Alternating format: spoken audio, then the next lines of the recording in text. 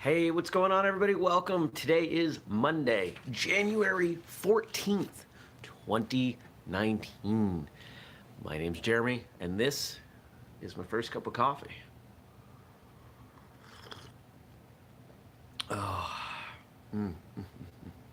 So, for the last couple weeks, I have hinted about a big episode, our biggest episode ever on Martial Arts Radio, dropping today. And guess what? It is live.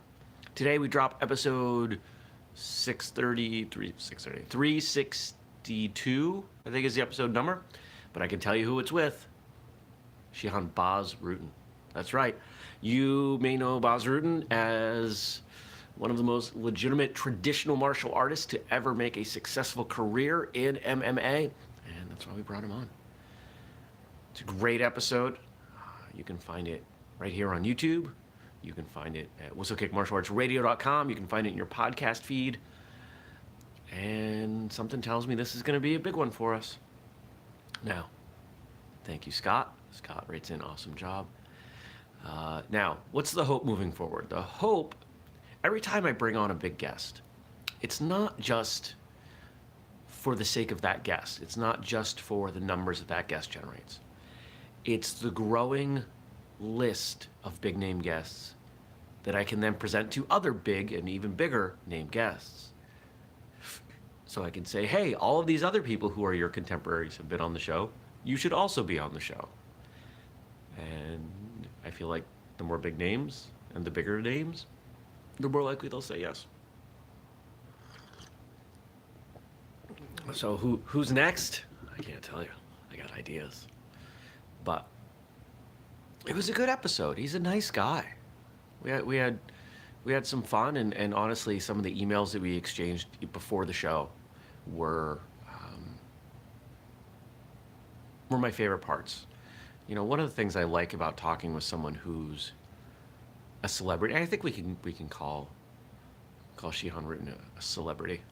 I would say anybody who you can refer to by one name, by their first name, is probably a celebrity. Granted, it's not a common name, but you can go quite a few places in the world and refer to Baz, and people who know who you're talking about. Unless you're talking with people in the CrossFit community, in which case they think you're talking about somebody completely different. But anyway, no, we had some fun emails before the show, and we had some good conversation during the show. He's a busy guy. He's got a lot going on, and I was just honored he was willing to spend some time with me. Oh, you know, it's interesting when I reflect back. So the show aired April, I want to say 2nd, something like that, 2015. So here we're coming on 4 years. And that first episode was my good friend, Master Hughes and Alexander. And then from there, it was my friend,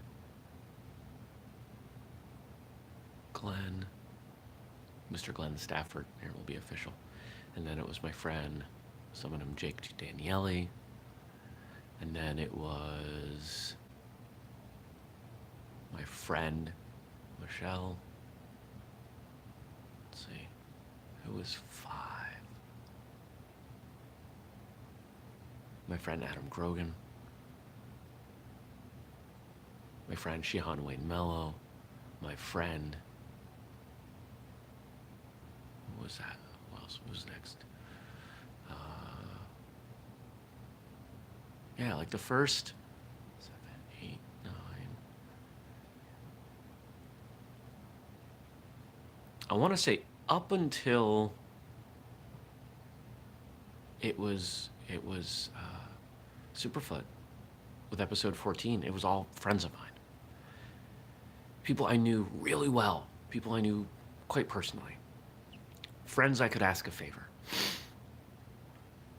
And some of the early feedback was, look at all these people, they're all from northern New England, they're all from the Northeast, most of them are from Vermont, most of them are Taekwondo people, and people got a little annoyed, a little frustrated. Kat, you can't sit on my lap right now. I'm recording a show. You can't do that. Here, you have to look at this. She's being adorable. Hey, say hi to the people. She's purring. All right. Oh, there we go. But as the show grew, I was able to use that momentum to. Stacy writes in, first cat with Jeremy. Yes, first cat. I was able to use that momentum to reach out to other people. I think one of the problems that people have with podcasts, if it's a podcast where they're trying to bring on guests, is they shoot for the top, the biggest names they can think of, and most of those people aren't going to say yes. They're going to need to be convinced. They're going to need to believe that their time not just isn't wasted, but that the people will treat them fairly. You don't see A-list celebrities going on to cable access shows. You have to build a reputation. You have to build a body of work. I let my guests know they can listen to any episode and know how I do this. I might offer a suggestion or two and say, hey, here's somebody that I think that you might want to listen to. Now, something kind of fun last week happened. I want to say it was Thursday. I got this email. I didn't know this email was coming. And it's an email from some organization that puts together lists of podcasts. Now, to be fair, it's a little bit gimmicky, mildly spammy. Their whole idea is actually, I don't know what their whole idea is. But they said, here's a list of the top 20 martial arts podcasts. And they only went to 16. And I know of multiple shows that should have been on the list that aren't even on the list. And if you don't go to top 20 on a top 20 and you're missing shows, it tells me you're probably not doing all your research. You're probably incomplete. And that makes your findings a little suspect. But they put us in the number 1 slot. So that was kind of neat. Yeah. It's fun to be recognized. Fun to be complimented in that way. Now, do I let that slow me down? Do I sit back and say, oh, hey, people are recognizing what we do. Let's let off the gas? Absolutely not. Use it as motivator to do more, to get more, to have more.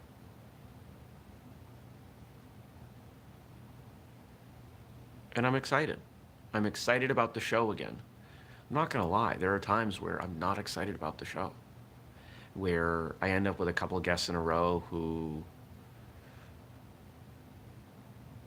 I just don't feel like they're giving of themselves.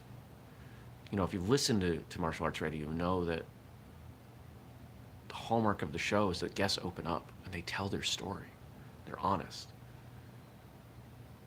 And not everyone does that. Not everyone does that in a way that I feel honors the tradition of the show. Because here we are, almost 4 years later. I think we can call it a tradition. We're knocking on 400 episodes now, we're getting there. And so those episodes take energy. The great episodes give energy. But sometimes you just have to persist. Right? And I think we can say the same thing about life in general, about our training. There are classes that you're going to go to that you're going to love. There are classes that you're not going to love. If you're an instructor, there are classes where you're going to feel so energized by the students that are there, and others where you just wish everybody'd stayed home. And that's okay. That's part of life. And I just try, and I don't always succeed well, but I try to remember the good episodes when I'm in the middle of the bad episodes. Because if you don't have the good ones, you don't have contrast for the bad ones, and vice versa. Everything can't be the best. Every day can't be the best. Every day can't be that, because all you're going to do is redefine your spectrum from which you're choosing things. So today, tomorrow, forever,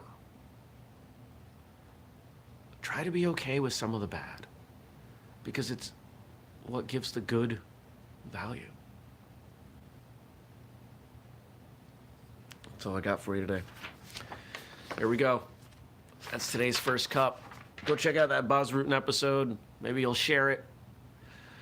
Help us grow the show. Bring on bigger guests. Maybe someday First Cup will have a studio. I don't know. Maybe someday I'll wake up and have a cup of coffee with somebody. What if I invited these people over? They stayed the night. No, I'm not doing that every night. That's ridiculous. It's so cold. The house is making noises. It's 12 degrees below zero. This is ridiculous. And I have to go bring the trash out. So, I hope you have a great day. I'll see you tomorrow.